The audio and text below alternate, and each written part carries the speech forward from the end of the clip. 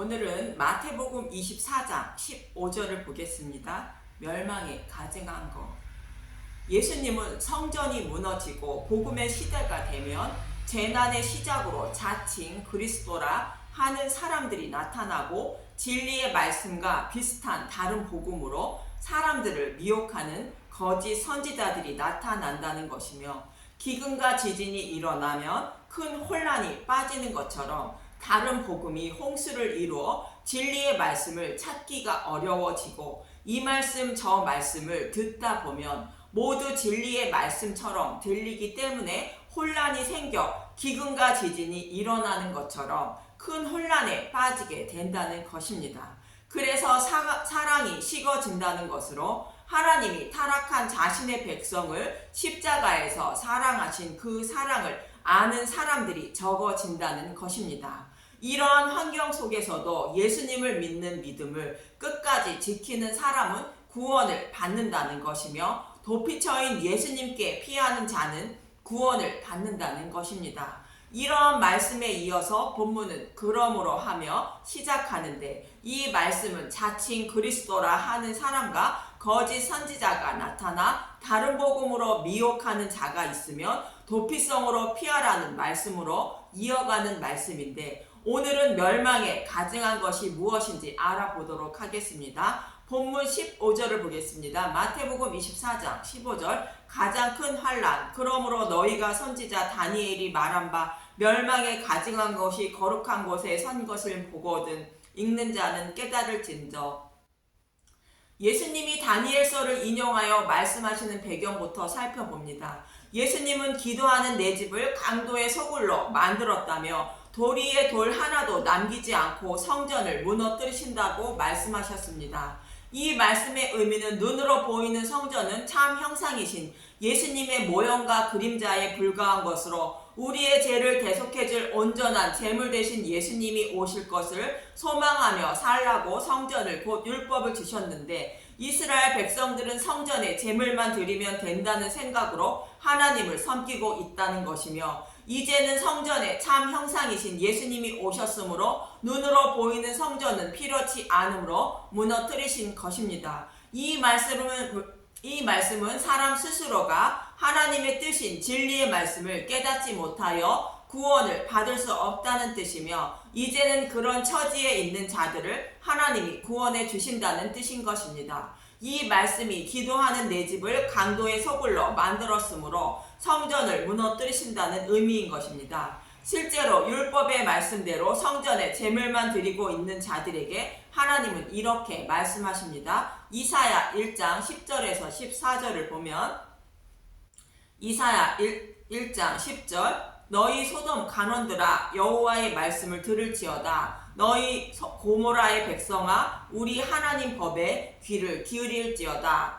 율법의 말씀대로 제단에 제물을 드리고 있는 자들에게 동성연애를 하다가 멸망당한 소돔과 고모라의 통치자들이요 백성이라고 말씀하십니다. 이들의 모습을 동성연애하는 자라 말씀하시는데, 자신들은 하나님을 잘 섬기고 있다고 생각하지만 하나님의 뜻과 다른 하나님을 섬기고 있다는 말씀인 것입니다. 이성 간의 사랑은 새 생명이 태어나지만 동성 간의 사랑은 새 생명이 태어나지 못하는 것처럼, 율법 속에 감추어진 복음을 깨닫지 못하고 율법의 행위만 강조하여 가르치고 따름으로 죄인들이 죄사함을 받지 못해 구원받지 못한다는 뜻인 것입니다. 그래서 하나님이 보시기에 그러한 모습들이 멸망에 가증한 것이라는 뜻으로 동성연애를 하다가 멸망당한 소돔의 간원과 고모라의 백성과 같다고 비유하여 말씀하고 있는 것입니다. 이처럼 예수님을 믿는 믿음 외에 다른 방법으로, 다른 복음으로 죄사함을 받아 구원을 받을 수 있다고 믿고 가르치는 것이 멸망에 가증한 것이라고 말하는 것입니다. 그래서 유대인들에게 제단에 제물만 드리는 행위는 하나님이 기뻐하지 않으신다고 말씀하시는 것입니다.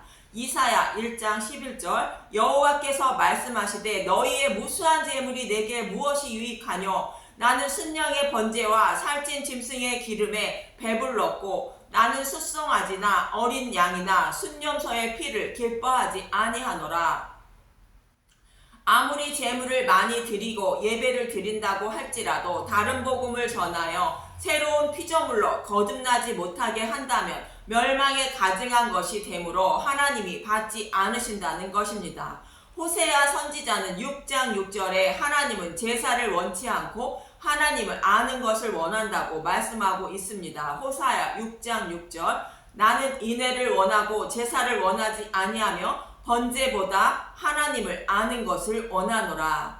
또 밧세바를 범한 다윗은 그에 합당한 속죄물을 제단에 드리길 원했는데 하나님은 그것을 기뻐하지 않으셨다고 말합니다. 시편 40편 6절에서 7절을 보면 시편 40편 6절 주께서 내 귀를 통하여 내게 들려주시기를 제사와 예물을 기뻐하지 아니하시며 번제와 속죄를 요구하지 아니하신다 하신지라. 그때 내가 말하기를 내가 왔나이다. 나를 가리켜 기록한 것이 두루마리 책에 있나이다.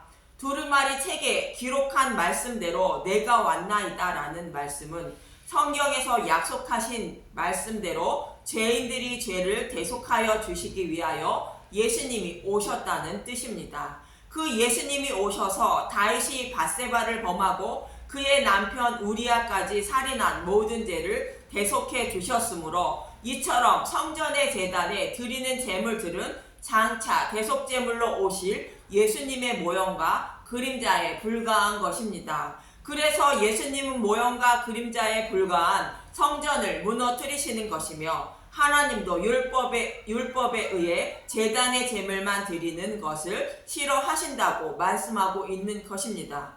이사야 1장 12절로 돌아와서 이사야 1장 12절 너희가 내 앞에 보이러 오니 이것을 누가 너희에게 요구하였느냐 내 마당만 밟을 뿐이니라. 헛된 재물을 다시 가져오지 말라. 분향은 내가 가증히 여기는 바요 월삭과 안식일과 대회로 모이는 것도 그러하니 성회와 아울러 악을 행하는 것을 내가 견디지 못하겠노라. 내 마음이 너희의 월삭과 정한 절기를 싫어하나니 그것이 내게 무거운 짐이라 내가 지기에 곤비하였느니라. 하나님이 율법의 말씀의 제단의 제물을 드리라고 말씀하신 것은 다윗의 죄를 모두 사해 주신 것처럼 자신의 모든 죄를 사해 주실 메시아 오심을 소망하며 살아야 한다는 의미로 제물을 드리라 말씀하셨다는 것입니다. 그러나 약속하신 메시아 오심을 소망하지 않고 드리는 것은 헛된 제물로 헛수고라 말하는 것이며 그 행위들이 지긋지긋하다는 것으로 동성연애를 하는 것처럼 멸망에 가증한 것이라 말씀하시는 것입니다. 다른 복음을 전하여 따르게 하는 것이 멸망에 가증한 것이라 말하는 것입니다. 그러면 성전에 드리는 제물은 누구를 예표하고 있는지 히브리서 10장 1절에서 17절을 보겠습니다.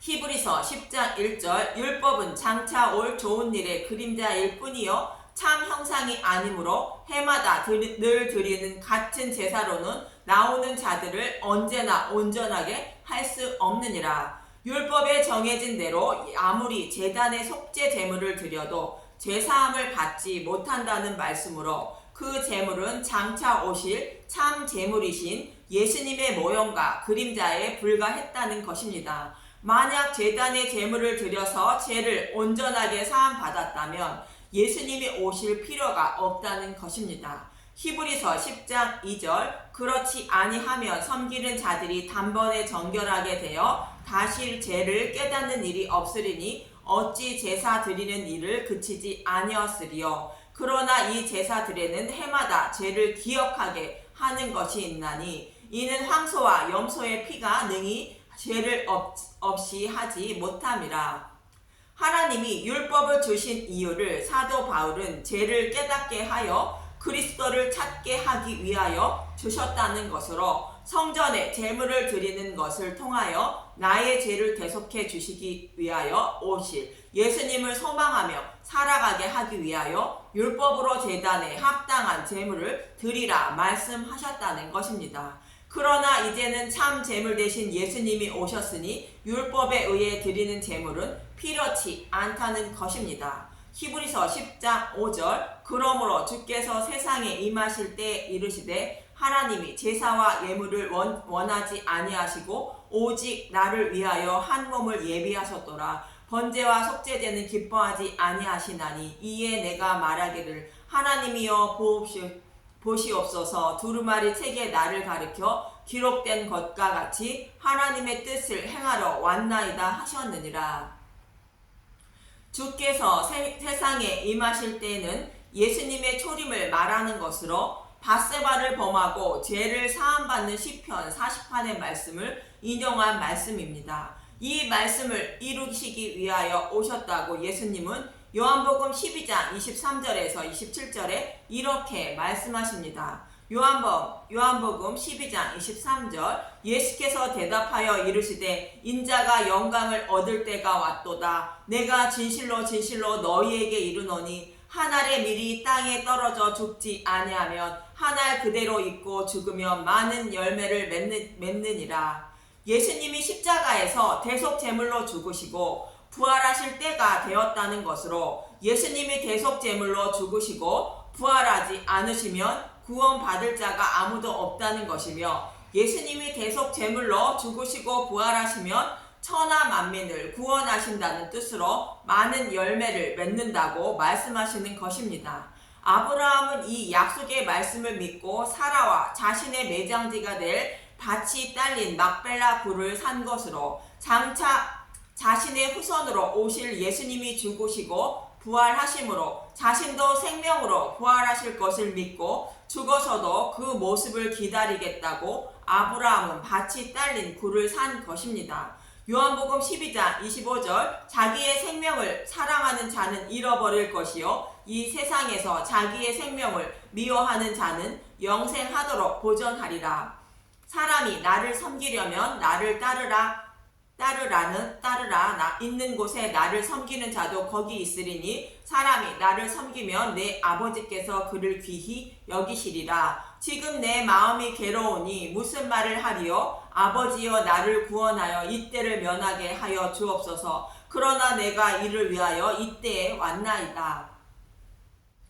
예수님은 자신이 우리가 받을 지옥불의 고통을 대신 받으셔야 한다는 것을 아심으로 괴로워하시는 것으로 예수님이 인성을 가지신 분임을 알 수 있습니다. 그렇지만 저와 여러분이 받을 지옥불의 고통을 면해주기 위하여 이때에 오셨다며 아버지의 뜻대로 되길 원한다고 말씀하시는 것입니다. 이처럼 눈으로 보이는 성전은 대속됨을 대신 예수님의 모형과 그림자에 불과했는데 그것을 모르고 율법의 말씀대로 제단에 제물만 드리고 있는 모습이 멸망에 가증한 동성연애하는 것과 같다고 말씀하고 있는 것입니다. 이렇게 하나님은 성전에서 제물을 드리는 율법의 행위를 통하여 그리스도를 간절히 찾길 원했는데 그 뜻을 모르고 제물만 드리고 있으므로 멸망에 가증 것이 되어 솔로몬 성전을 무너뜨리시고 바벨론 포로에 끌려가게 하신 것입니다.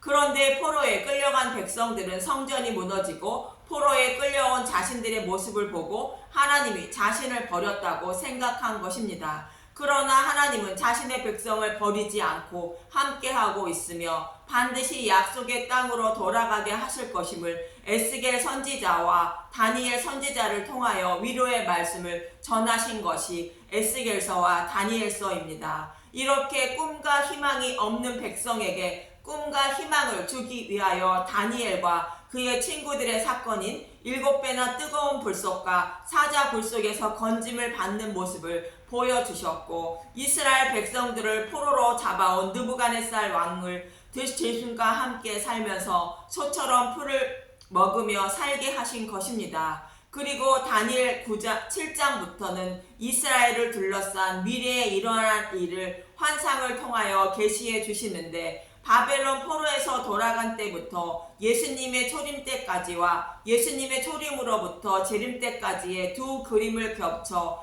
환상으로 계시해 주신 것입니다. 그럼 오늘 본문에서 예수님이 인용하신 말씀은 다니엘 11장 31절의 말씀인데 28절부터 32절을 보겠습니다. 다니엘서 11장 28절 북방왕은 많은 재물을 가지고 본국으로 돌아가리니 그의 마음으로 언약을 거스르며 자기 마음대로 행하고 본토로 돌아갈 것이며 남방왕은 이스라엘 남쪽 애굽 지역을 다스리는 돌레미 왕조로 히브리어 성경을 헬라어로 번역한 왕조이며 북방왕은 안티오쿠스 에피파네스로 이스라엘 북쪽과 바벨론 지역의 왕으로 이 두 나라 간에 늘 전쟁을 하였는데 남방왕은 자신이 패할 것으로 생각하여 노마에게 도움을 청하게 되고 북방왕은 남방왕을 돕기 위하여 오는 노마 군사들의 배를 보고 낙심하여 돌아가는 도중에 사건이 일어납니다. 그는 마음으로 언약을 거스르며 자기 마음대로 행한다는 것으로 북방왕인 에피파네스가 행한 일을 말하고 있지만 이스라엘 백성이 행할 일을 모형하고 있는 것입니다. 다니엘서 11장 29절 작정된 기한에 그가 다시 나와서 남방에 이를 것이나 이번이 그 전번반 못하리니 이는 기띔의 배들이 이르러 그를 칠 것임이라. 그가 낙심하고 돌아가면서 맺은 언약에 분노하였고 자기 땅에 돌아가서는 맺은 언약을 배반하는 자들을 살필 것이며 기띔의 배들은 남방왕인 돌레미 왕이 도움을 청한 로마 군사를 태운 배를 말하는 것으로 그 배를 보고 북방왕인 안티오쿠스 에피파네스가 후퇴한다는 것입니다. 다니엘서 11장 31절 군대는 그의 편에 서서 성소 곧 견고한 곳을 더럽히며 매일 드리는 제사를 폐하며 멸망하게 하는 가증한 것을 세울 것이며 다니엘서 11장 32절 그가 또 언약을 배반하고 악행하는 자를 속임수로 타락시킬 것이나 오직 자기의 하나님을 아는 백성은 강하여 용맹을 떨치리라. 후퇴하던 에피파네스는 성전에 들어가 제우스 신상을 세우고 흠이 없는 소나 양을 대신하여 돼지로 제사를 드리게 한 것입니다. 그런데 그가 또 언약을 배반하고 악행하는 자를 속임수로 타락시킨다는 것으로 메시아 언약을 믿고 소망하지 못하게 하여 하나님 백성을 지옥으로 끌고 간다는 것입니다. 그러나 믿음의 백성은 그의 유혹에 빠지지 않고 믿음을 지키며 살아간다는 것입니다. 율법에 기록된 제사는 메시아 오심을 소망하며 살게 하기 위한 것인데 부정한 짐승인 돼지로 제사를 드리는 것은 다른 예수님을 전하게 하는 것으로 다른 복음을 전하게 하는 것을 말합니다. 이 말씀을 통하여 멸망하게 하는 가증한 것은 우상을 세우는 것과 정결한 짐승이 곧 복음을 아닌 다른 부정한 짐승인 돼지로 다른 복음으로 제사를 드리는 것임을 알 수 있는 것입니다. 그런데 하나님이 성전에 에피파네스를 통하여 이 행위를 허락하신 이유는 이스라엘 백성들에게 무엇인가 깨닫게 하시기 위한 것입니다. 이스라엘 백성들이 포로에서 돌아와 하나님의 뜻대로 메시아 오심을 소망하는 마음으로 제물을 드렸다면 하나님은 에피파네스의 행위를 허용하지 않으셨을 것입니다.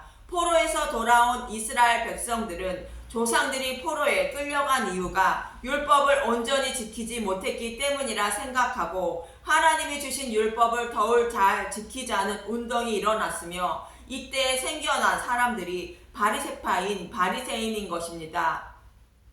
이것으로 볼 때에 포로에서 돌아온 이유나 포로에 끌려가기 전이나 모두 동일하게 율법의 행위만 강조함으로 오실 메시아를 소망하지 못하고 하나님을 섬기고 있었음을 알 수 있습니다. 바벨론 포로에 끌려가기 전의 모습이 소돔과 고모라와 같이 멸망에 가증하다고 말씀하셨는데 포로에서 돌아온 후에도 동일하게 멸망하게 가증한 것을 세우고 있으므로 에피파네스를 통하여 제우스 신상을 세우게 하시고 부정한 짐승인 돼지로 제물을 드리게 하신 것입니다. 포로 생활 전후 모두 동일하게 다른 복음을 전하고 있다는 말씀으로 멸망에 가증한 것을 세우고 있다는 말씀인 것입니다. 이사야 66장 2절에서 4절을 보면 이사야 66장 2절 나 여호와가 말하노라 내 손이 이 모든 것을 지었으므로 그들이 생겼느니라 무릇 마음이 가난하고 심령에 통회하며 내 말을 듣고 떠는 자